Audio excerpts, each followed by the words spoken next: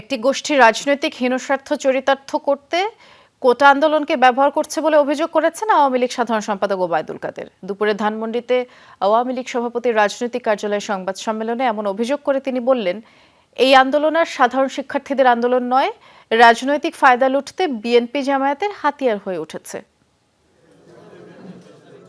সমসাময়িক পরিস্থিতি নিয়ে আওয়ামী লীগের সাধারণ সম্পাদক ওবায়দুল কাদেরের এই সংবাদ সম্মেলন।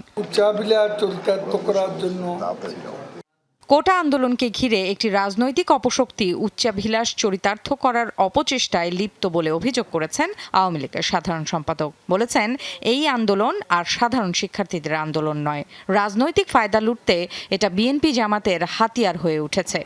এই আন্দোলন আর সাধারণ শিক্ষার্থীদের আন্দোলন নয়, এই আন্দোলন বিএনপি জামাতের রাজনৈতিক হাতিয়ারে পরিণত হয়েছে।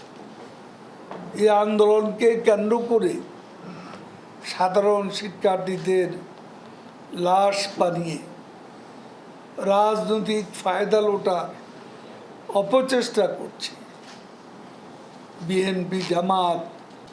লিখিত বক্তব্যে বলেন, সন্ত্রাস সহিংসতার মাধ্যমে যারা এই পরিস্থিতি তৈরি করেছে তাদের বিরুদ্ধে ব্যবস্থা নেওয়া হবে। জননিরাপত্তা বাধা বিঘ্ন ঘটানো, সন্ত্রাসী কর্মকাণ্ডে জড়িত কাউকে জনস্বার্থে ছাড় দেয়া হবে না। সংবাদ সম্মেলন শেষে সব নেতাকর্মীদের সড়কে থেকে জনগণের নিরাপত্তা নিশ্চিত করার নির্দেশ দেন ওবায়দুল কাদের।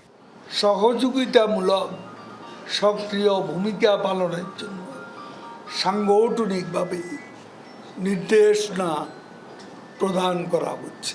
সংবাদ সম্মেলনে ছাত্রলীগ নেতাকর্মীদের আহতের বর্ণনার পাশাপাশি নারী শিক্ষার্থী, পুলিশ, সাংবাদিক ও শিক্ষক হামলার শিকার হয়েছে বলেও তুলে ধরেন তিনি।